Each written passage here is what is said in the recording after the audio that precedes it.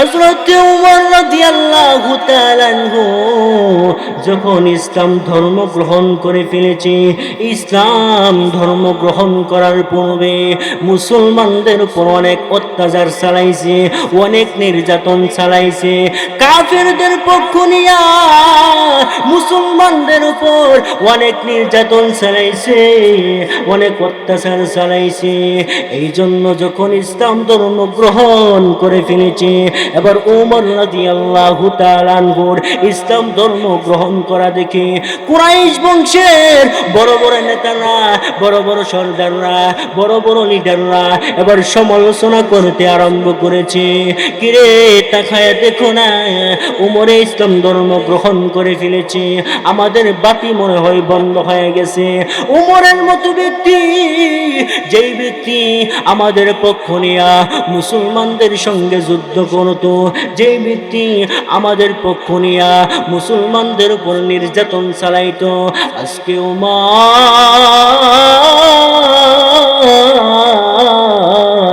যে উমর আমাদের পক্ষে ছিল, সেই উমর আজকে আমাদের বিরুদ্ধে চলে গেছে। মুরব্বী বাবারা, ও যুবক ভাইয়েরা, ও পরদানিসী মা বোনেরা, একটু খেয়াল করে শুনেন না। এবার ওমর রাদিয়াল্লাহু তাআলা আনহু মানব জাতিদেরকে, আশপাশের লোকদেরকে স্পষ্টভাবে ঘোষণা করে দিছে, কিরে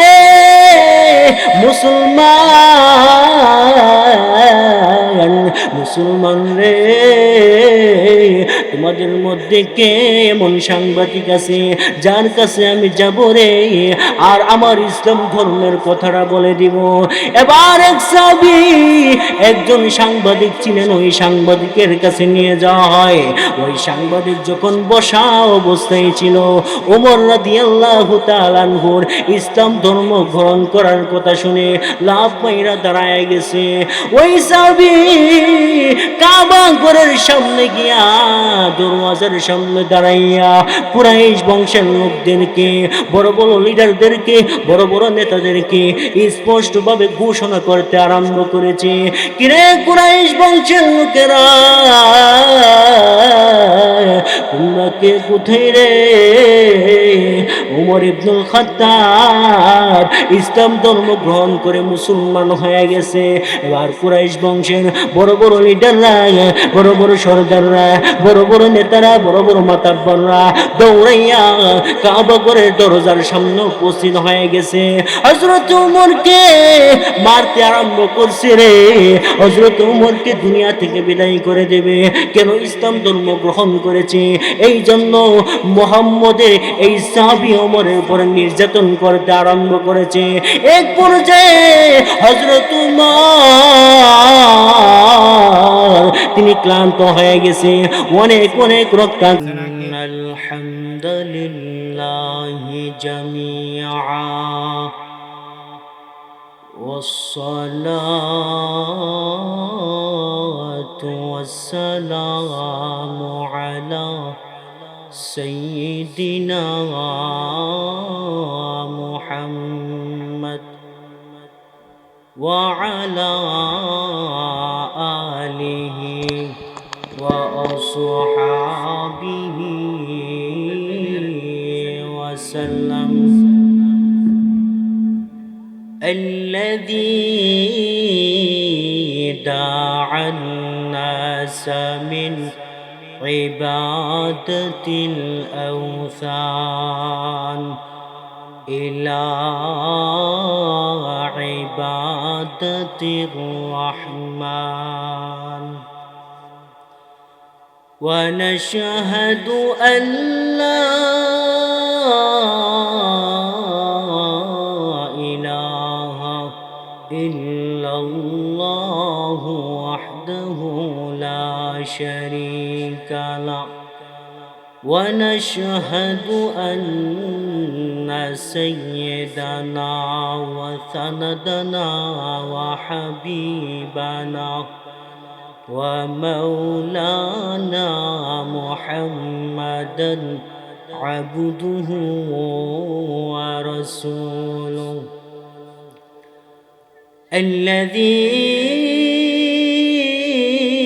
أرسل إلى للناس كافة بشيرا ونذيرا وداعيا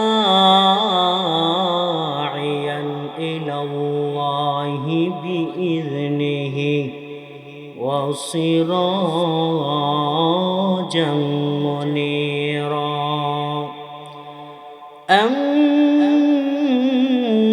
بعد فأعوذ بالله من الشيطان الرجيم بسم الله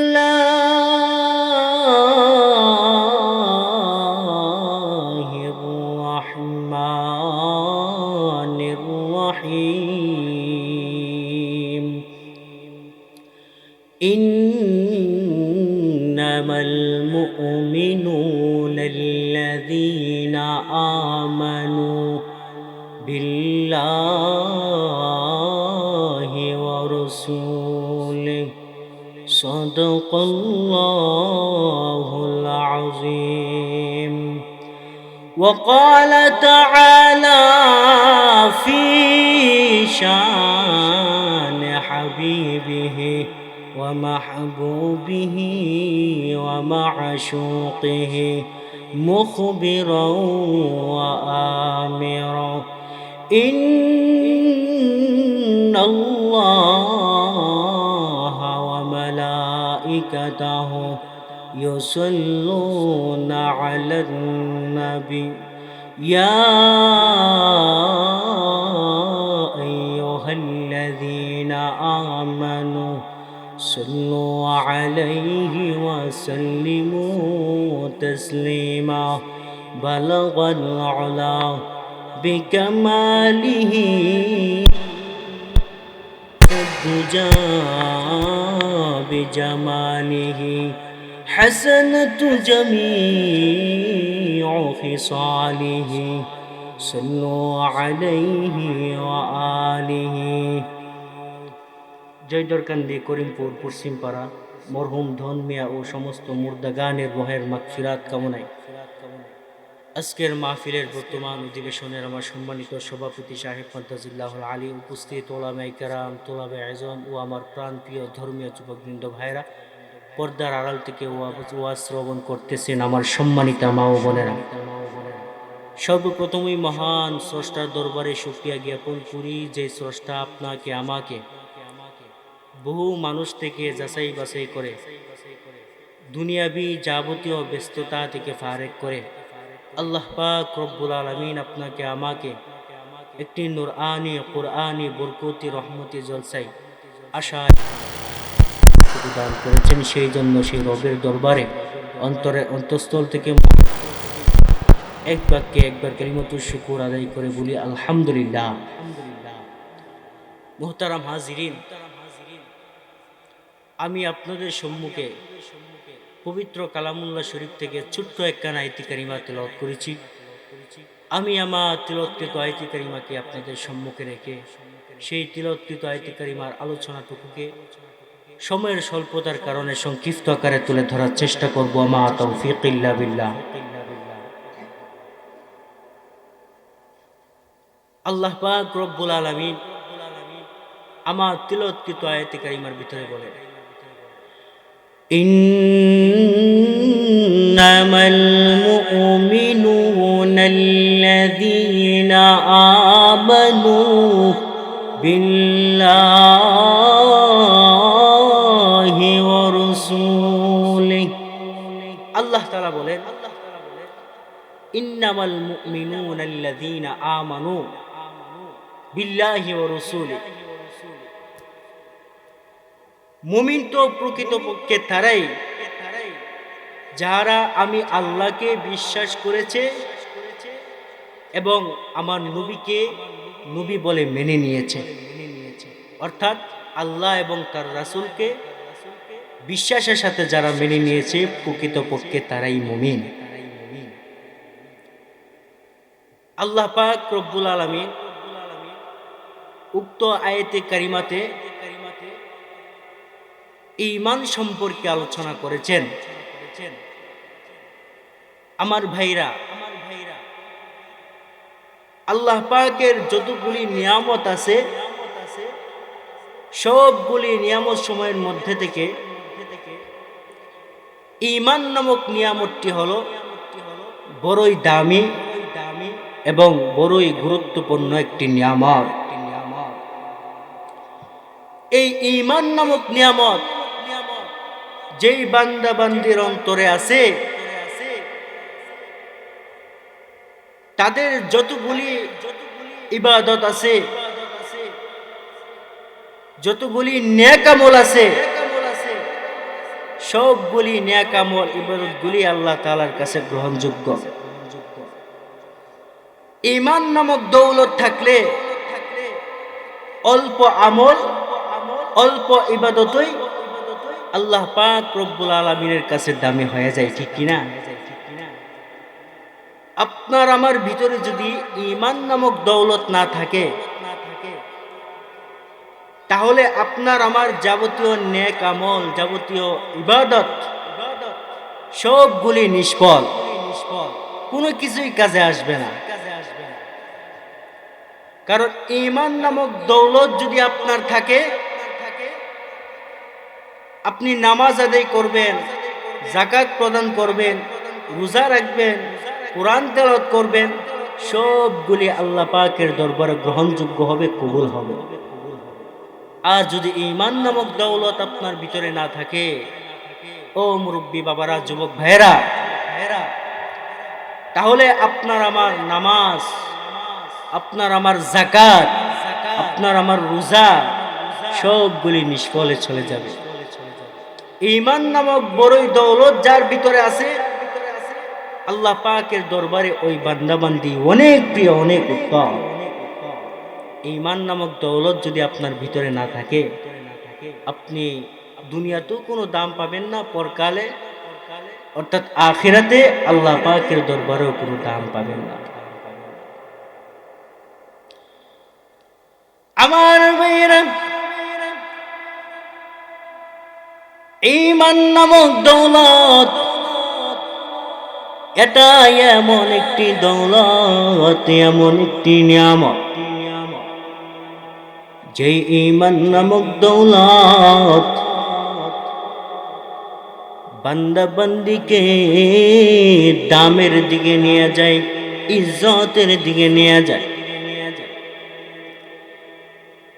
আল্লাহর নবী স্পষ্ট রূপে হাদিস শরীফের মধ্যে উল্লেখ করে দিয়েছে, যেই সমস্ত উম্মতের অন্তরে ঈমান নামক দৌলত থাকবে, আল্লাহ রব্বুল আলামিন ওই সমস্ত বান্দা বান্দিকে দুনিয়াতে সম্মানী করে দেবে, পরকালেও সম্মানী করে দেবে। আল্লাহর নবী আরো বলেন, ও দুনিয়ার উম্মতেরা, যেই বান্দা বান্দির অন্তরে ঈমান নামক দৌলত থাকবে, ওই বান্দা বান্দি দুনিয়াতে আল্লাহ তাআলার দরবারে দামি হয়ে যাবে। সমস্ত মাখলুকাত তাকে মহাব্বত করবে, তাকে দাম দিবে, এমনকি পরকালেও আল্লাহ রব্বুল আলামিনের দরবারে দামি হয়ে যাবে। ঈমান নামক দৌলত এটা বড়ই একটি নিয়ামত, বড়ই একটি গুরুত্বপূর্ণ বিষয়। আমার ভাইয়েরা, আপনার আমার ভিতরে যদি ঈমান নামক দৌলত থাকে রে ভাই, আল্লাহ রব্বুল আলামিন এই ঈমান নামক দৌলতের খাতিরে আল্লাহ রব্বুল আলামিন বান্দা বান্দির মৃত্যুটাকে সহজ করে দিবে।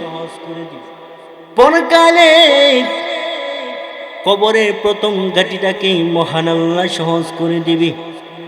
কারণ আল্লাহর নবী হাদিসের মধ্যে বলেছেন যে বান্দা বান্দির কবরের প্রথম গাটিটা সহজ হয়ে যাবে, আল্লাহ রব্বুল আলামিন এর পরের ধাপগুলিকে, এর পরের প্রথম গাটি থেকে পরের গাটিগুলি যেইগুলি আছে প্রত্যেকটা গাটিকে ওই বান্দা বান্দির জন্য সহজ করে দিবে। তাহলে ঈমানের কি দাম! শুধু ঈমানের দাম নয়, ঈমান যার ভিতরে থাকবে তার দামও আল্লাহ তাআলার দরবারে বেড়ে যাবে। সুবহানাল্লাহ। আমার ভাইরা, এই মুসলমান সাহাবায়ে কেরামদের ঈমান কি দৃঢ় ছিল, কি মজবুত ছিল, যদি আপনাদের সম্মুখে দুই একটা হাদিস বর্ণনা করা হয় তাহলে আপনারা বুঝতে পারবেন সাহাবায়ে কেরামদের ঈমানের দৃঢ়তা কেমন ছিল। আল্লাহর নবীর একজন সাহাবী হযরত সাদ ইবনে আবি ওয়াক্কাস রাদিয়াল্লাহু তাআলা ইসলাম ধর্ম গ্রহণ করার পূর্বে তার মায়ের প্রতি অনেক সদাচারী ছিল, মায়ের প্রতি সব সময় খেয়াল রাখতেন। এমন একজন সাহাবী হযরত সাদ ইবনে আবি ওয়াক্কাস রাদিয়াল্লাহু তাআলা আনহু যখন ইসলাম ধর্ম গ্রহণ করে ফেলেছি, এবার তার জন্ম দুঃখিনী মা তার সন্তানকে ডাক দিয়া বলে, কিরে সন্তান, সন্তান রে, তুই কেমন ধর্ম গ্রহণ করেছিস, যেই ধর্মের মধ্যে কোনো শান্তি নাই, যেই ধর্মটা হলো মিথ্যাবাদী ধর্ম। নাউজুবিল্লাহ বলেন। ও মুরব্বী বাবারা, যুবক ভাইয়েরা, মা তার সন্তানকে মুহাম্মদের ধর্ম ত্যাগ করার কথা বলতিস। জন্ম দুঃখিনী মা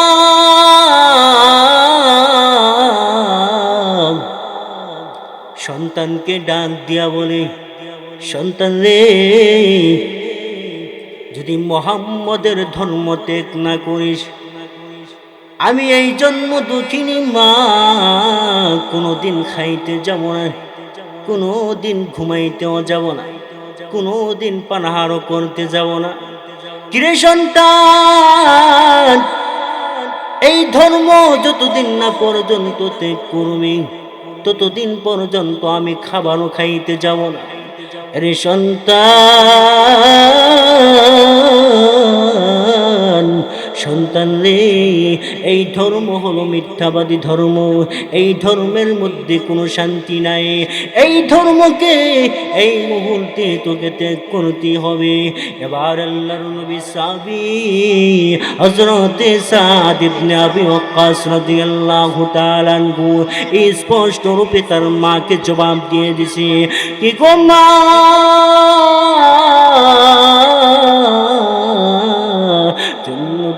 মা, আমি কোনো কিছুতেই মুহাম্মদের ধর্মকে ত্যাগ করতে পারবো না। আমি যেই ধর্ম অবলম্বন করেছি, আমি যেই ধর্ম মেনে নিয়েছি, ওগো মা, আমার এই ধর্ম ছাড়া কোনো উপায় নাই। ওগো মা, তুমি যত কিছুই বলো না কেন, আমি একটা মুহূর্তের জন্য মুহাম্মদের ধর্মকে আমি ত্যাগ করতে পারবো না। আগো জন্মদাতা মা,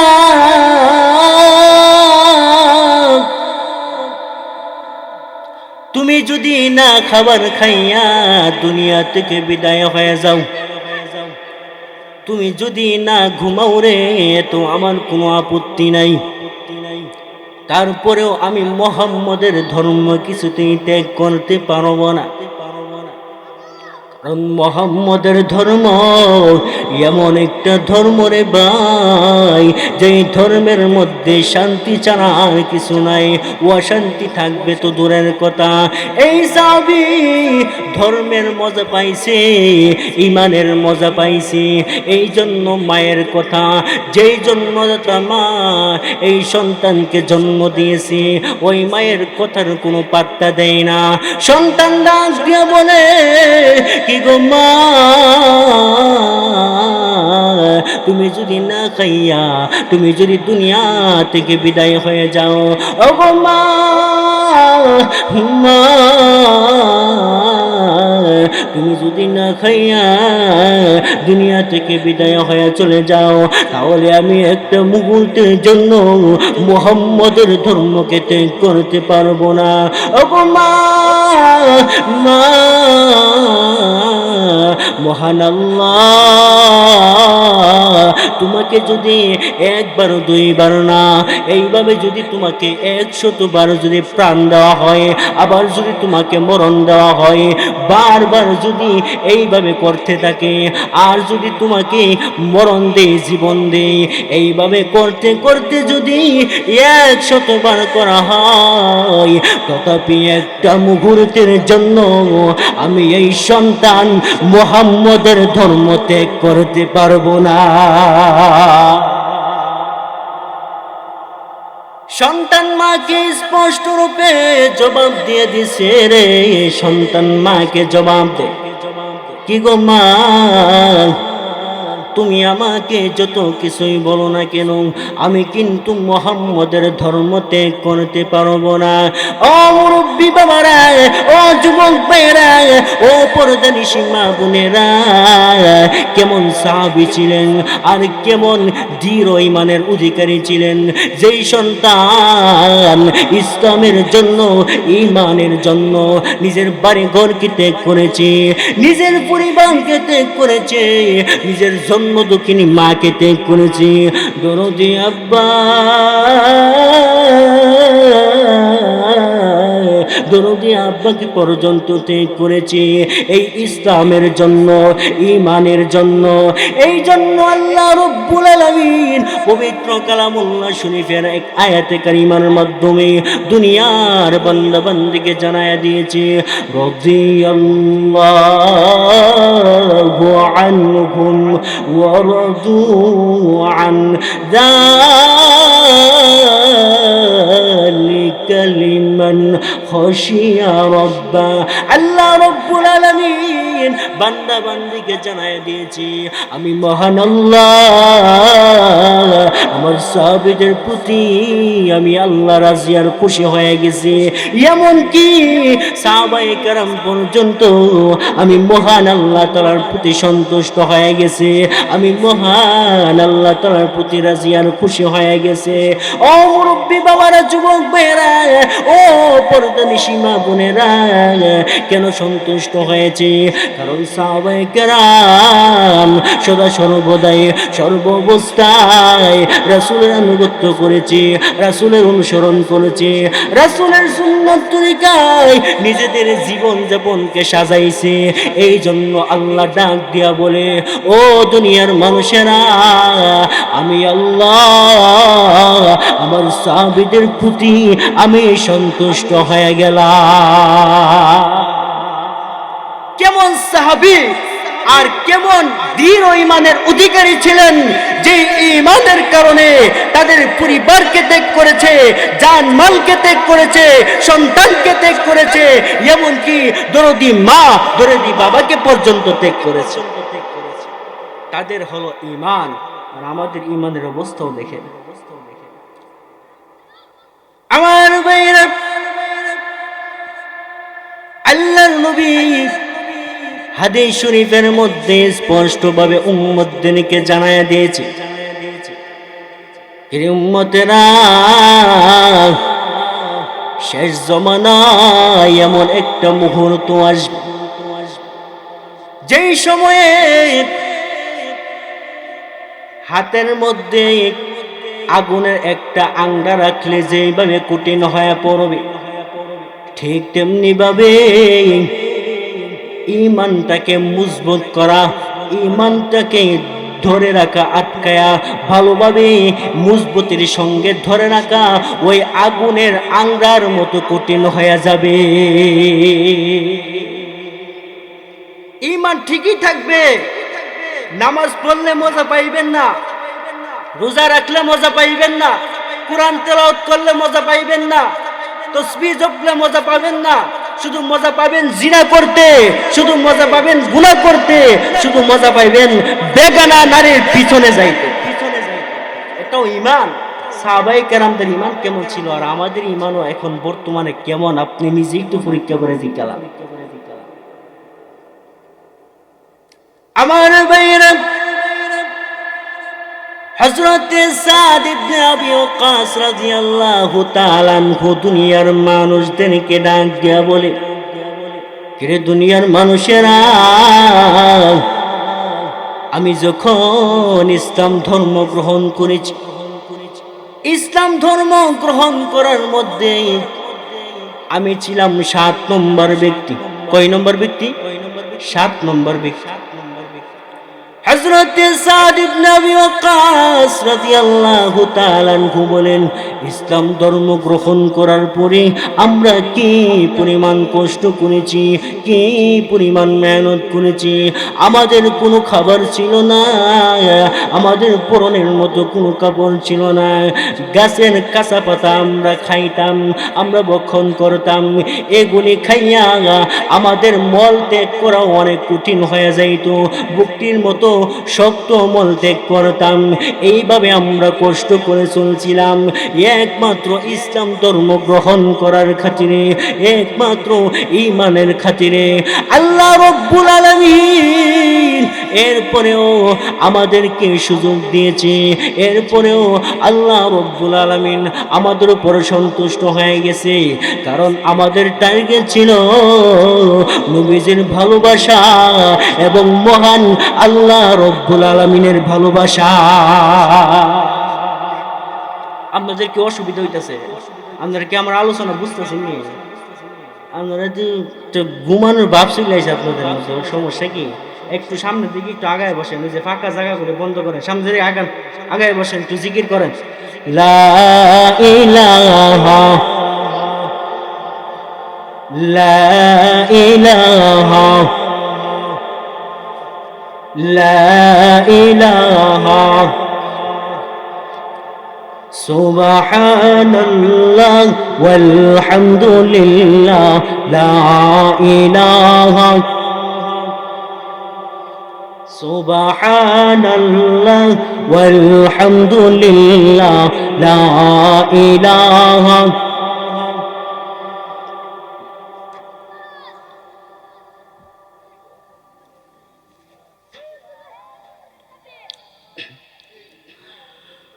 আমার চেহেলে মেয়ে বন্ধু বান্ধব আরো যত পঞ্জন, আমার চেহেলে মেয়ে বন্ধু বান্ধব আরো যত পঞ্জন, সবাই মিলে রাখবে আমায়, সবাই মিলে রাখবে আমায়, 3.5 হাত মাটির ঘর। সুবহানাল্লাহ লা ইলাহা সুবহানাল্লাহ ওয়াল হামদুলিল্লাহ লা ইলাহা।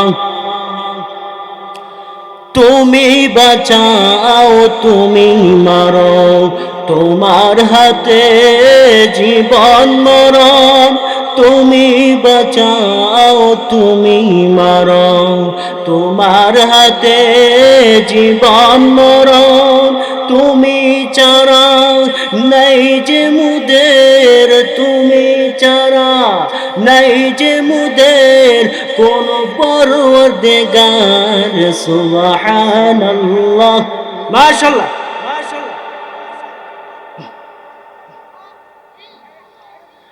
সুবহানাল্লাহ ওয়াল হামদুলিল্লাহ লা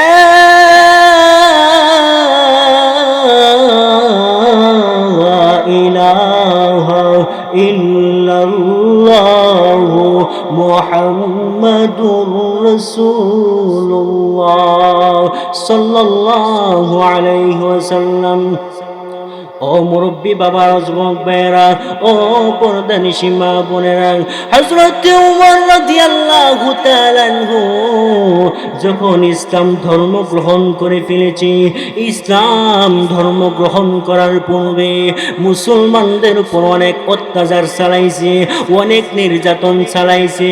কাফেরদের পক্ষ নিয়া মুসলমানদের উপর অনেক নির্যাতন চালাইছে, অনেক অত্যাচার চালাইছে। এই জন্য যখন ইসলাম ধর্ম গ্রহণ করে ফেলেছে, এবার ওমর রাদিয়াল্লাহু তাআলা আনহুর ইসলাম ধর্ম গ্রহণ করা দেখে কুরাইশ বংশের বড় বড় নেতারা, বড় বড় সর্দাররা, বড় বড় লিডাররা এবার সমালোচনা করতে আরম্ভ করেছে। কিরে, তাকায় দেখো না, ওমরে ইসলাম ধর্ম গ্রহণ করে ফেলেছে, আমাদের বাতি মনে হয় বন্ধ হয়ে গেছে। ওমরের মতো ব্যক্তি, যেই ব্যক্তি আমাদের পক্ষ নিয়া মুসলমানদের সঙ্গে যুদ্ধ করত, যেই ব্যক্তি আমাদের পক্ষ নিয়া মুসলমানদের উপর নির্যাতন চালাইতো, আজকে উমর,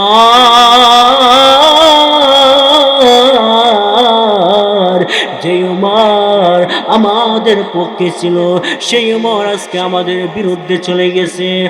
মুরব্বী বাবারা, ও যুবক ভাইয়েরা, ও পর্দানিশী মা বোনেরা, একটু খেয়াল করে শুনেন না। এবার ওমর রাদিয়াল্লাহু তাআলা আনহু মানব জাতিদেরকে, আশপাশের লোকদেরকে স্পষ্টভাবে ঘোষণা করে দিছে, কিরে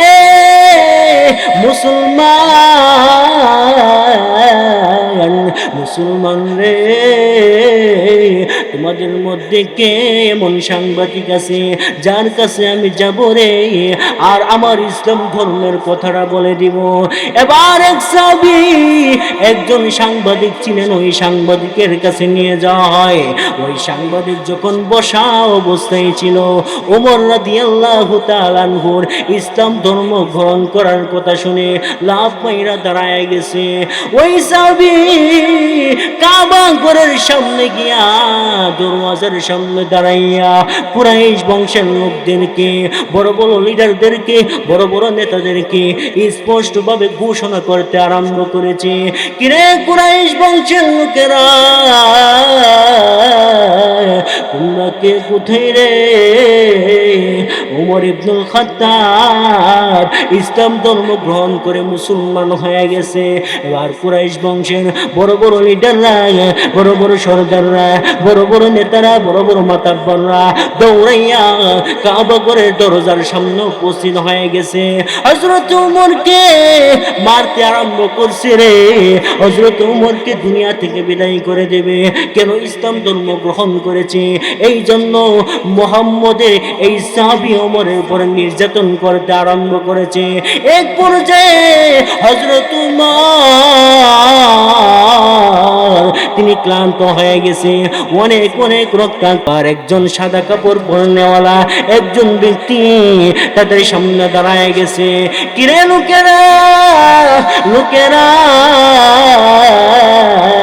এই লোকটাকে এইভাবে কেন নির্যাতন করতেছো?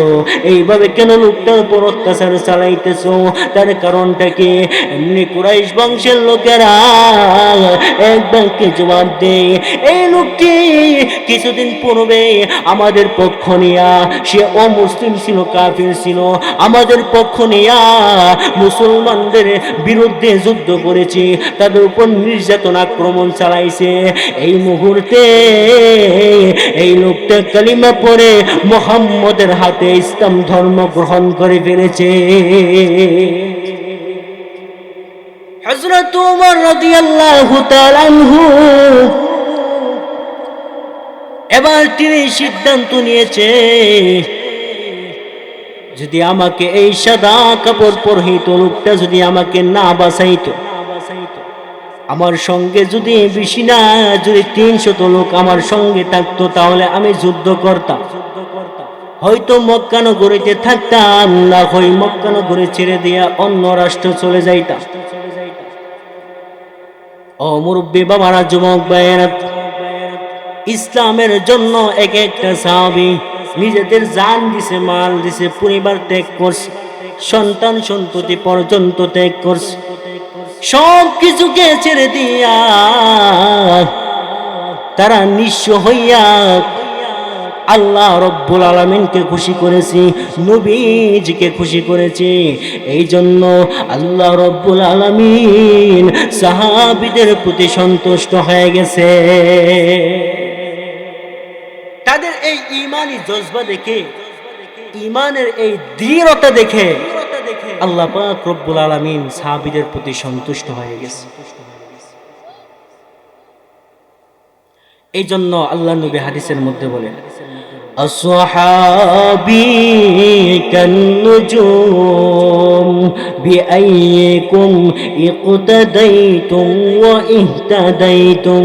আল্লাহর নবী দুনিয়ার উম্মতদেরকে মেসেজ দিয়েছি, ও দুনিয়ার উম্মতেরা, আমার যে উম্মত আমার যে একজন সাহাবীকে অনুসরণ করবে, এর খাতিরে আমার ওই উম্মত হেদায়েত পাওয়া যাইবে। যে কোনো একজনকে অনুসরণ করবে, এই অনুযায়ী জীবন যাপন করবে, ওই উম্মত অবশ্যই হেদায়েত নামক নিয়ামত পেয়ে যাবে। সুবহানাল্লাহ। এই জন্য ভাইরা আমার, এই দুনিয়াতে আপনার আমার ঈমান আর আমলকে মজবুত করতে হবে, দৃঢ় করতে হবে। আপনি আমি যখন দুনিয়া ছেড়ে দিয়া যখন অন্ধকার কবরের বাসিন্দা হয়ে যাইব, আপনার সঙ্গে আপনার বাড়ি ঘর যাবে না, আপনার গাড়ি যাবে না, সম্পদ যাবে না, সন্তান সন্ততি মা বাবা কেউ যাবে না। আপনার সঙ্গে যাবে রে শুধু নেক আর ঈমান আর আমল। দুনিয়াতে রেখে যাওয়া আপনার ঈমান আর আমল আপনার সঙ্গে যাবে। এই জন্য ঈমানকে মজবুত করার দরকার আছে। মুরব্বী বাবারা, যুবক ভাইয়েরা, ও পর্দানিশী মা বোনেরা, ঈমান বড়ই দৌলত। কেমন বড় দৌলত! আল্লাহর নবী হাদিস শরীফের মধ্যে স্পষ্ট রূপে উম্মতদেরকে জানাইয়া দিয়েছে, হাশরের ময়দানে আল্লাহ রব্বুল আলামিন যখন জাহান্নামীদেরকে জাহান্নামে নিক্ষেপ করবে, জান্নাতি বান্দা বান্দীকে যখন জান্নাত নামক নিয়ামত দান করবে, আমার মহান আল্লাহ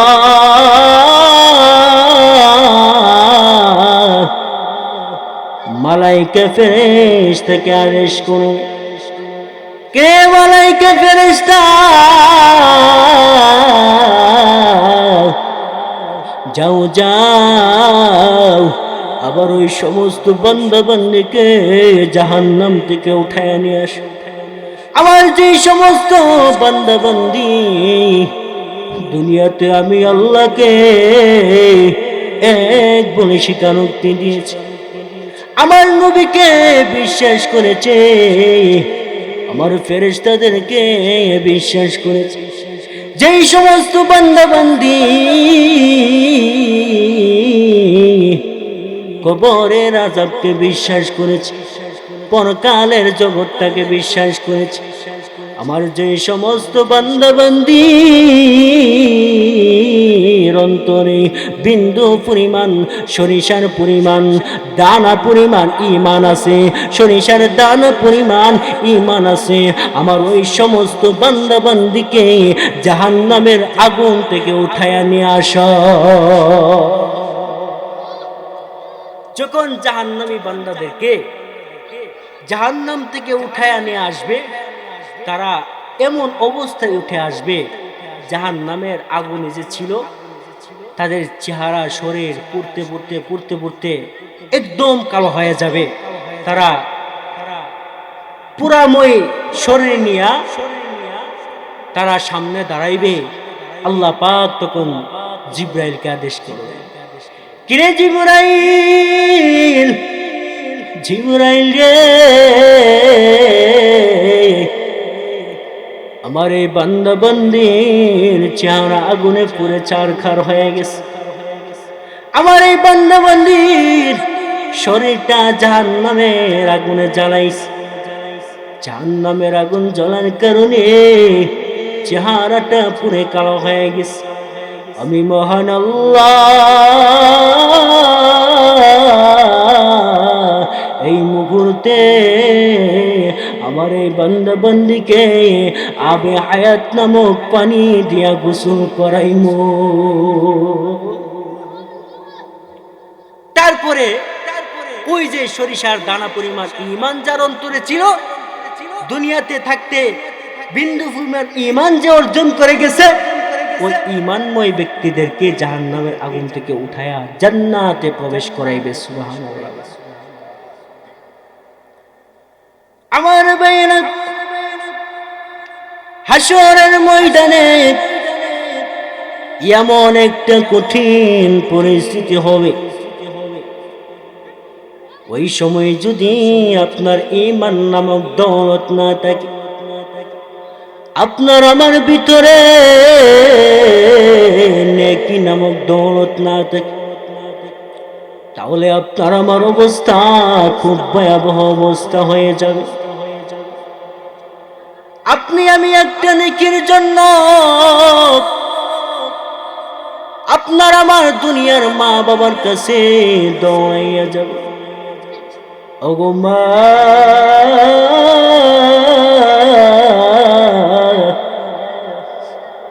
আমার একটু নেকি লাগবে, আমার অল্প একটু নেকির দরকার। এই নেকিটা যদি আমি পায়া যাই, তাহলে আমি এই সন্তান জান্নাতে চলে যাব। মা, জন্ম দুঃখিনী মা সন্তানকে ডাক দিয়া বল, কিরে সন্তান, তুই আবার কোথায় থেকে আসলি? আমি তো দুনিয়াতে বিয়াই বসি নাই, তুই কিভাবে আমার সন্তান হয়ে গেল?